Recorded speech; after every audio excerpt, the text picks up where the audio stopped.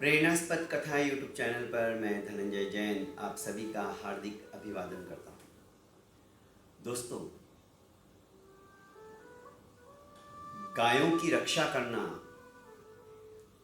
गाय का पूजन करना शास्त्रों के अंदर विस्तृत रूप से इसके बारे में विवेचन किया गया है, क्योंकि गौ हमारी माता है। भगवान कृष्ण भी ग्वाले बनकर गायों की सेवा शुश्रूषा करते थे।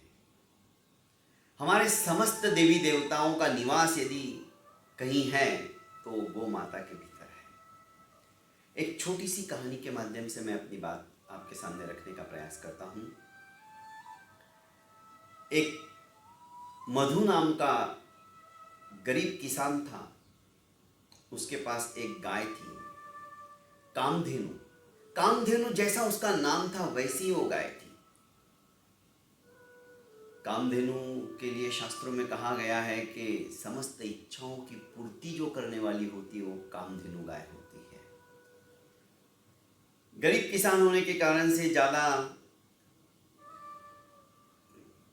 कुछ इसका बड़ा खेती बाड़ी का काम या ऐसा कुछ व्यवहार नहीं था लोगों के बीच में कि धनाढ्य बन जाए। छोटा सा खेत और उसमें भी वो एक गाय।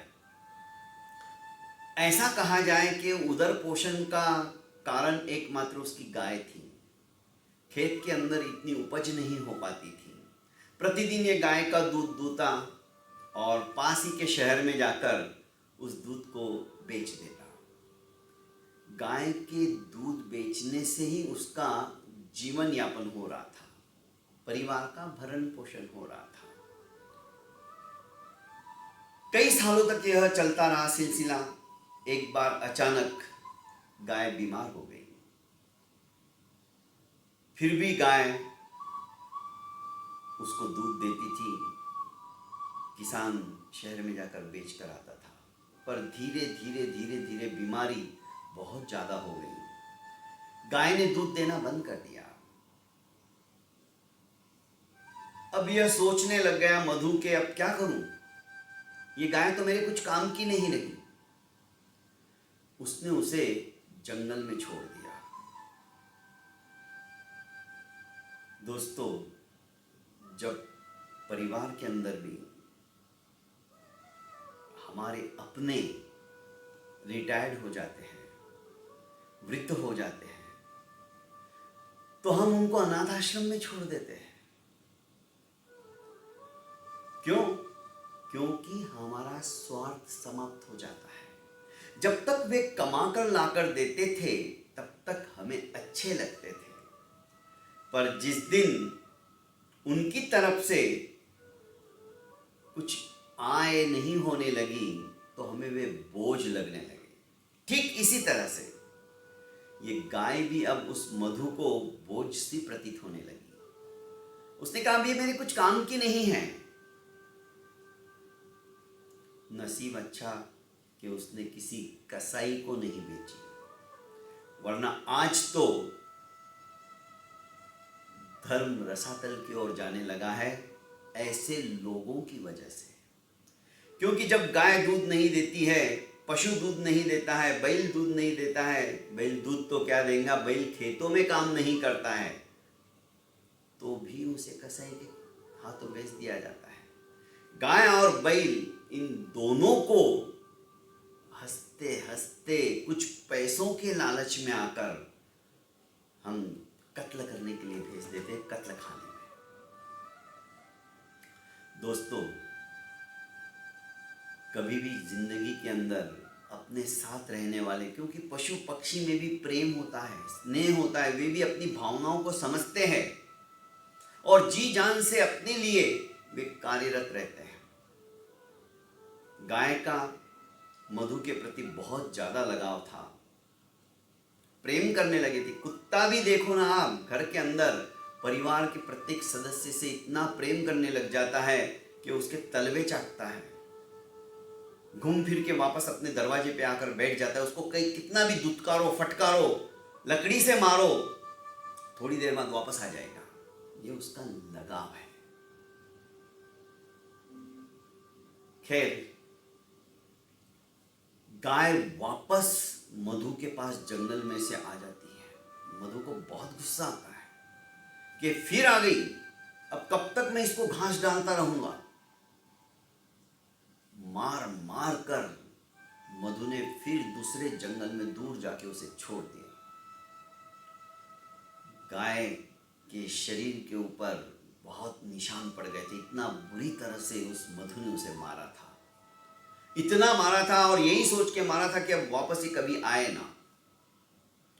उसी गांव का चंदू नामक एक छोटा सा किसान, वो भी किसान ही था और इसका दोस्त भी था,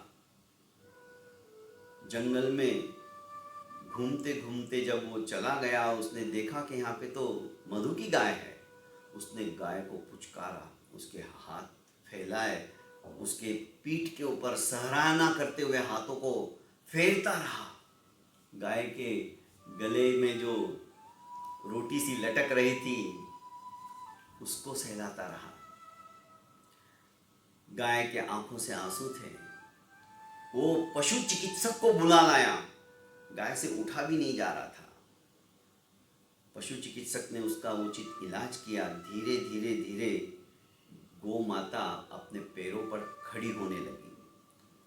चंदू ने सोचा कि चलो अब इसे अपने घर लेके चलता हूँ। वो गाय को धीरे धीरे हाँक कर अपने घर ले आया। उसकी बहुत अच्छी तरह से देखभाल की। अच्छा हरा भरा घास उसे खाने को दिया करता था, ढेप करता था, ऑयल केक। धीरे धीरे गाय फिर से हृष्ट पुष्ट होने लगी और एक समय ऐसा आया कि उसने बछड़े को जन्म दिया। चंदू बहुत खुश था, गाय दूध देने लगी। चंदू उस गाय के दूध को फिर से जैसे मधु बेचता था शहर में जाकर, उसी तरह से बेचने लगा। बहुत जल्द गाय ने अपने नए मालिक चंदू के ऋण से उऋण होना मुनासिब समझा, क्योंकि बीमारी कभी भी हो सकती है। चंदू भी अपनी इस नई गाय को बहुत प्रेम करता था। जब पता चला मधु को कि चंदू के पास उसकी गाय आ गई है और चंदू को भरपूर वो दूध दे रही है और चंदू अब धीरे धीरे धनाढ्य बनता जा रहा है, मधु आया चंदू के पास, कहने लगा, चंदू ये गाय तो मेरी है। हाँ मैं जानता हूँ ये गाय तुम्हारी है, पर तुमने तो इसे मार मार कर जंगल में भेज दिया था, छोड़कर आ गए थे। अब ये गाय मेरी है क्योंकि इसकी सार संभाल मैं करता हूँ। ये जब बीमार थी तो इसका इलाज भी मैंने करवाया। तुम तो स्वार्थी हो, जब इसने दूध देना बंद कर दिया तो तुमने इसको मार मार कर भगा दिया। कुछ भी हो, पर इसका मालिक असली में मैं ही हूं। तुम्हें गाय मुझे वापस लौटानी पड़ेगी। अब तुमने बहुत कमा लिया है, अब मैं बर्दाश्त नहीं करूंगा। बात पंचायत में चली गई। पंचों ने दोनों पक्षों की बात सुनी। लगा कि हाँ असली मालिक तो यही है मधु, पर इसने भी सेवा शुश्रूषा की है,